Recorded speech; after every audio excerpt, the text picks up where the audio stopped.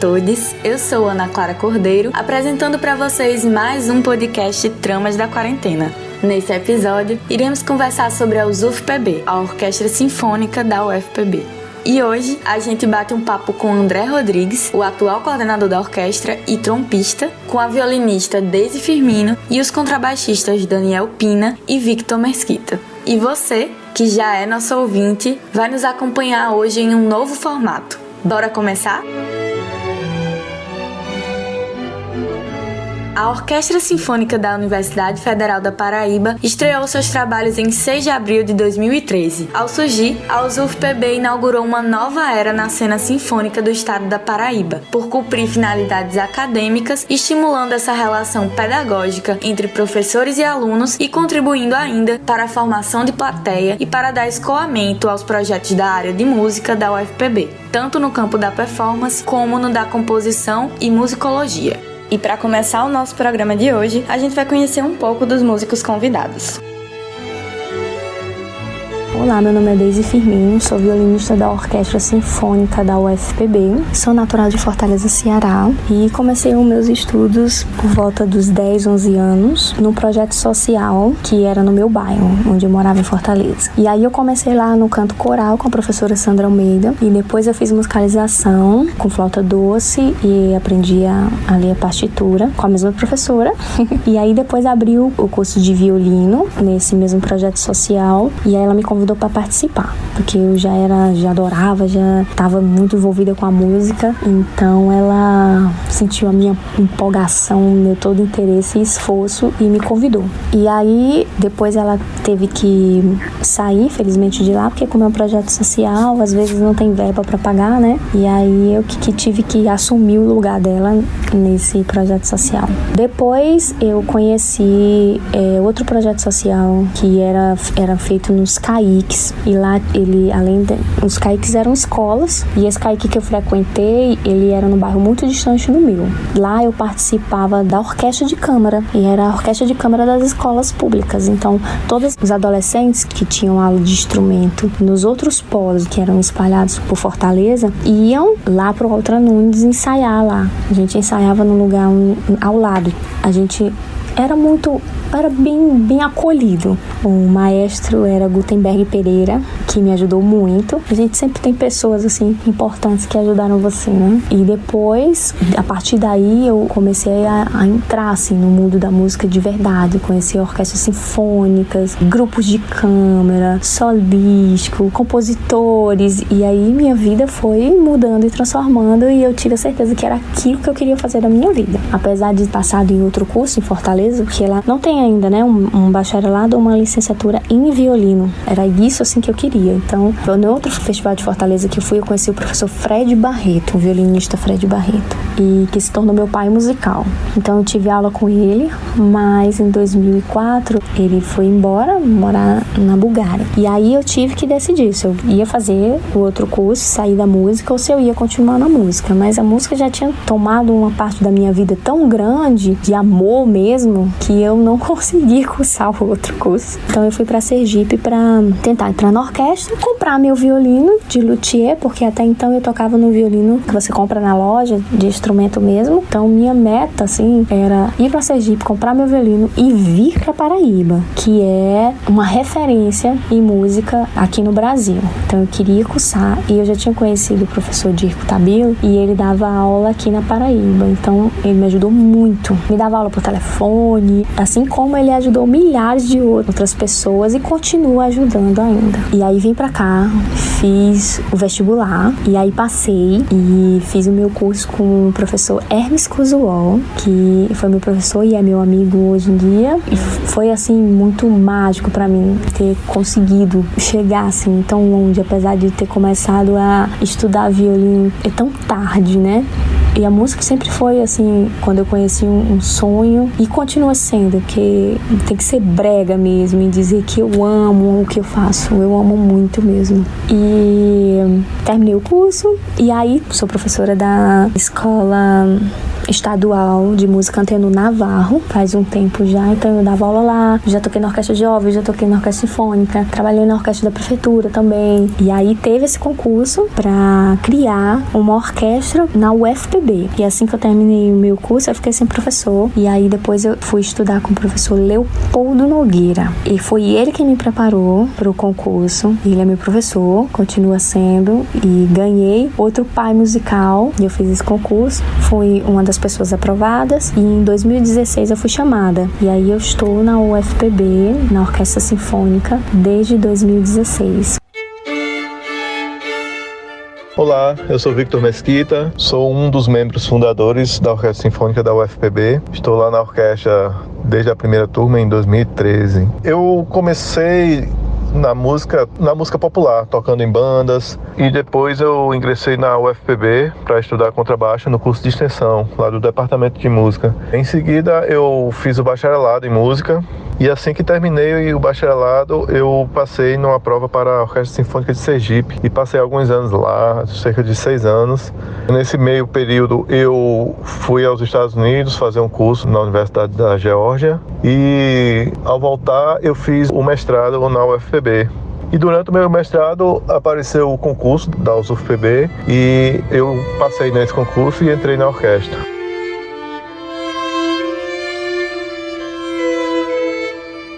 Meu nome é Daniel Pina e eu sou contrabaixista da UFPB. E eu faço várias coisas na música popular. Eu comecei na música na própria UFPB, no curso de extensão, muito novo. Foi lá que eu comecei a estudar o instrumento, teoria musical, toda a parte de música.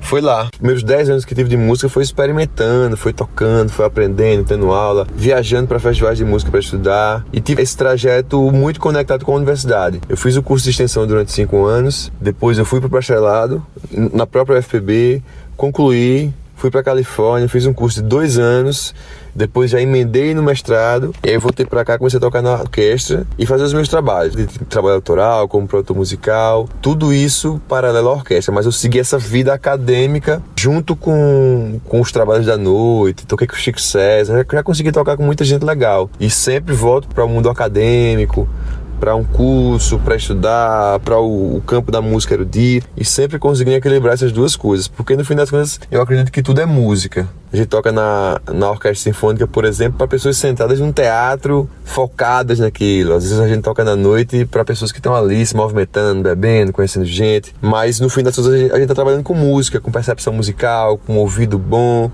com estudar um instrumento ou estudar voz, melhorar cada vez mais.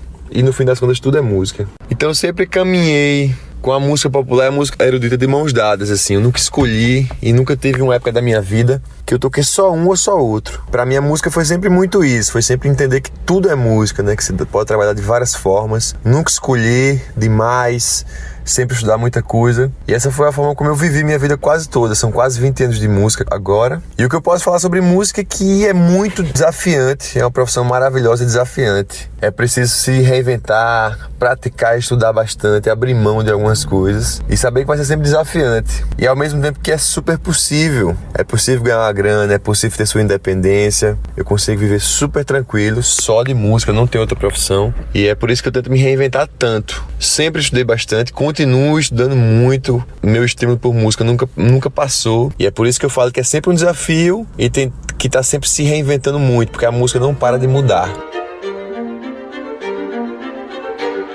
Me chamo André Rodrigues, sou trompista, graduado e pós-graduado nesse mesmo instrumento, né, com ênfase em práticas interpretativas.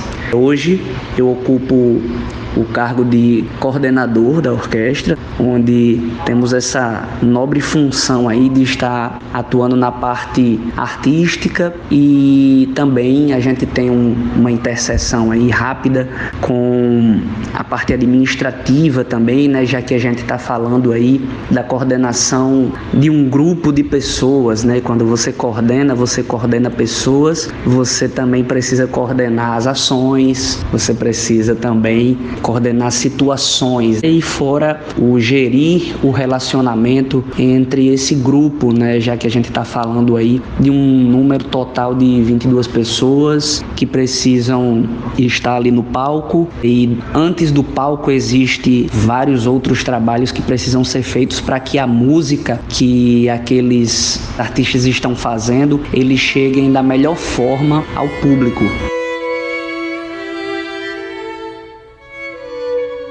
E para que você conheça um pouco desse ambiente, Deise Firmino contou pra gente como funciona a dinâmica da USUF-PB e como se constitui a orquestra hoje.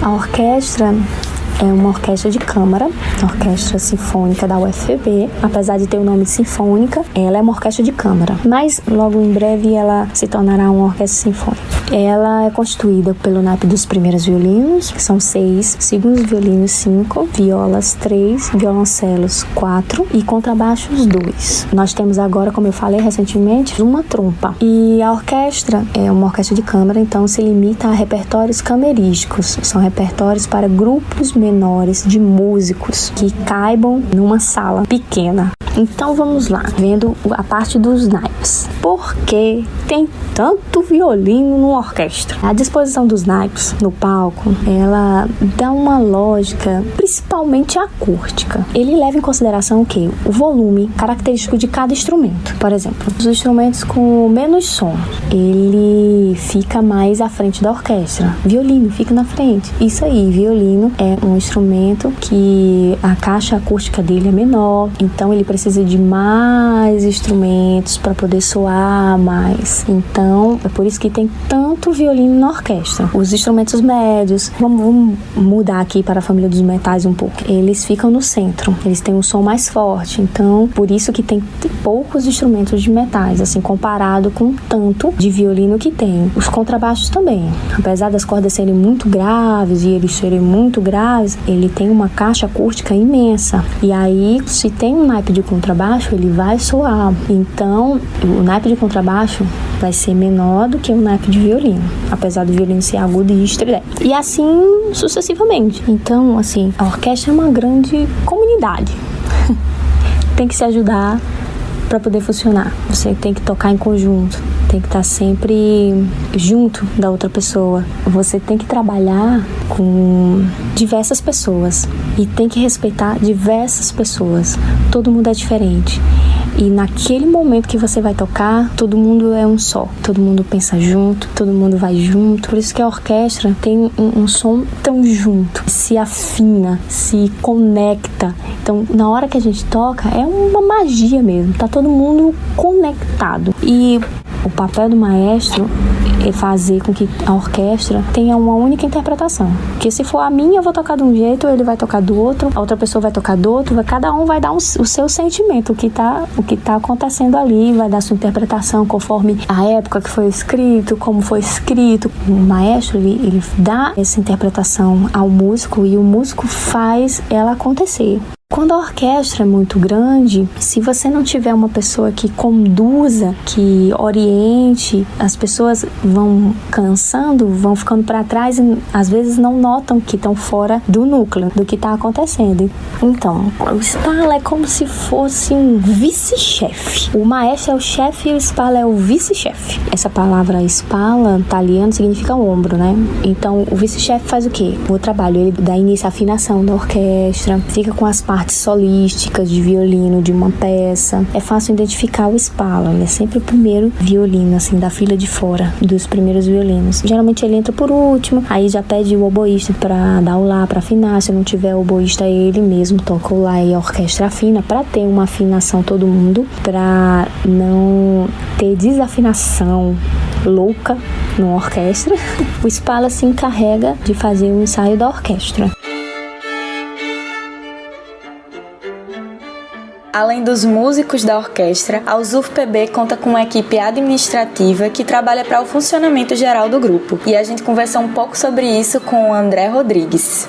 Em relação à importância dessa parte mais administrativa da orquestra, eu sempre falo que para trabalhar na parte administrativa você precisa sempre estar disposto a trazer solução para os problemas que vão estar aparecendo. Eu trabalho diretamente com um grupo que se chama Comissão Artística. Esse grupo é formado pelos chefes de naipe da nossa orquestra. E é nesse grupo que nós vamos tomar decisões de cunho artístico, como, por exemplo, as nossas temporadas, quais obras nós vamos estar tocando, quais os compositores, concertos temáticos, concertos didáticos também, já que a gente trabalha dentro da esfera dos 3 pilares da nossa instituição, ensino, pesquisa e extensão. E também é na comissão que a gente vai ver, por exemplo, quais os maestros que vão estar à frente da orquestra e também os solistas. Especificamente, para o meu papel quanto coordenador, eu também exerço essa função de fazer esse elo entre a comissão artística e os membros da orquestra, de maneira que as decisões que são tomadas na comissão artística, elas possam estar sendo também tomadas de forma colaborativa, de maneira que os membros da orquestra, eles também participem dessas decisões, nunca de forma autoritária, mas sempre trazendo aquela participação nas decisões. Como coordenador também, eu faço o link entre a nossa orquestra e o conselho do laboratório e também a nossa coordenação executiva. É muito importante esse elo entre orquestra e conselho do laboratório juntamente com coordenação executiva, já que a gente vai estar trabalhando sempre em prol do funcionamento de um grupo que está dentro do laboratório. Então, sempre que nós tomamos decisões, a gente precisa estar sempre em consonância com esses 2 grupos que eu mencionei.